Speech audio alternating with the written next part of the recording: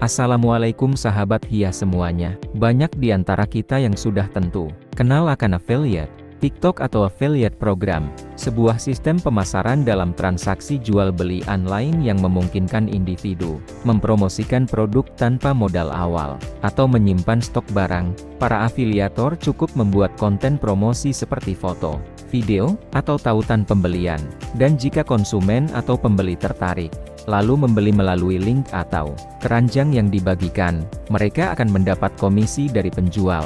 Penjual menyediakan produk di marketplace, lengkap dengan tautan pembelian dan persentase komisi yang ditawarkan. Setelah pembeli menyelesaikan transaksi dan barang terkirim tanpa pengembalian, afiliator akan menerima komisinya. Ada beberapa istilah yang perlu kita ketahui dalam affiliate program, yaitu: pertama, afiliator merupakan affiliate marketer atau kamu sebagai TikTok user yang telah bergabung di program TikTok Affiliate untuk mempromosikan produk yang ada di TikTok Shop atau merchant.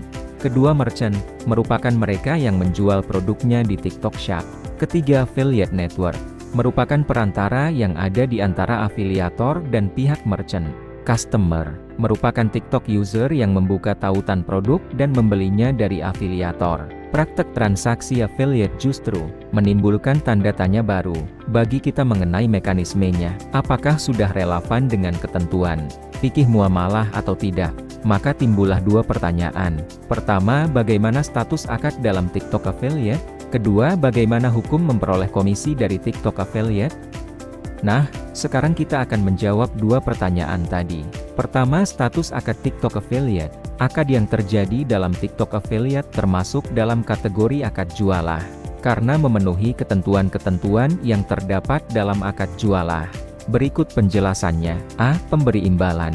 Syarat seorang pemberi imbalan adalah memiliki hak penuh terhadap harta yang dimilikinya, yaitu memiliki hak mempergunakan secara mutlak, artinya ia sudah baligh, berakal, dan bukan orang yang dibatasi penggunaan hartanya seperti anak kecil, orang gila, dan yang lainnya, serta dia tidak berada dalam kondisi terpaksa. Dalam konteks TikTok Affiliate, pemilik produk bertindak sebagai pemberi imbalan.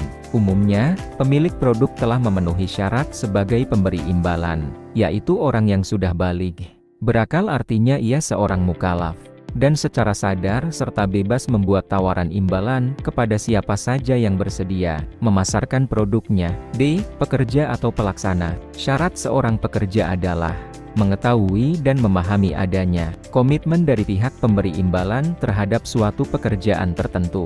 Dalam TikTok Affiliate, para afiliator telah memahami bahwa jika mereka berhasil menjual produk melalui tautan afiliasi mereka, maka mereka akan memperoleh komisi tertentu. Ini menunjukkan adanya kesadaran terhadap komitmen tersebut. C. Lafaz penawaran akad. Dalam jualah, cukup adanya penawaran dari pemberi imbalan, dan tidak disyaratkan adanya penerimaan secara eksplisit dari pekerja atau afiliator. Dalam kasus TikTok Affiliate, bentuk penawaran adalah pernyataan dari pemilik produk, misalnya, siapa saja yang berhasil menjual produk ini akan mendapatkan komisi sebesar Rp10.000, maka supaya akad tersebut jelas sah, si penjual produk harus mengucapkannya terlebih dahulu sebelum barangnya dipasarkan oleh afiliator. Ini sudah cukup sebagai lafaz penawaran jualah yang sah, dan tidak perlu ada ucapan atau tanda persetujuan dari afiliator, sebab dalam akad jualah tidak disyaratkan kabul atau penerimaan dari pihak pekerja. Jika ada afiliator yang kemudian memasarkan produk tersebut, berarti secara otomatis ia telah menyetujui akad itu melalui perbuatannya. D. Imbalan. Syarat imbalan dalam jualah sama seperti syarat harga dalam jual beli, yaitu harus jelas dan memiliki nilai. Dalam TikTok Affiliate, besar imbalan atau komisi sudah tertera secara jelas pada informasi produk. Misalnya, komisi sebesar 10% dari harga produk. Dengan demikian, syarat kejelasan dan keberhargaan imbalan telah terpenuhi. Kesimpulan, berdasarkan penjelasan di atas, akad dalam TikTok Affiliate sesuai dengan rukun dan syarat akad jualah, sehingga dapat dikategorikan sebagai akad jualah yang sah. Itu merupakan jawaban dari persoalan pertama, yaitu bagaimana status akad dalam TikTok Affiliate. Sekarang kita masuki pada jawaban untuk pertanyaan kedua. Kedua, hukum memperoleh komisi dari TikTok Affiliate. Hukum memperoleh komisi dari TikTok Affiliate adalah boleh. karena komisi tersebut diperoleh melalui akad jualah yang sah menurut syariat.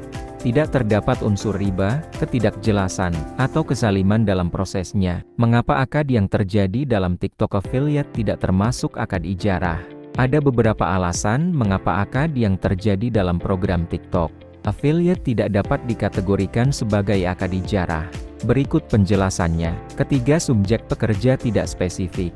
Dalam akad ijarah, disyaratkan bahwa jasa atau pekerjaan disewakan kepada pihak tertentu, bukan kepada pihak umum yang tidak ditentukan sebelumnya. Sedangkan dalam TikTok Affiliate, siapapun dapat menjalankan peran sebagai afiliasi tanpa ditunjuk secara khusus. Artinya, pihak yang menjalankan pekerjaan tidak spesifik dan tidak ditentukan di awal. Kedua, tidak ada penerimaan dari si pelaksana. Salah satu rukun utama dalam akad ijarah adalah adanya penawaran dan penerimaan yang jelas antara kedua belah pihak. Dalam praktik TikTok Affiliate, jikapun dianggap ada unsur penawaran, maka unsur penerimaan secara eksplisit tidak ditemukan. Proses kerjanya lebih mengarah pada kesepakatan tidak langsung yang bersifat umum. Ketiga, akad tidak bersifat mengikat.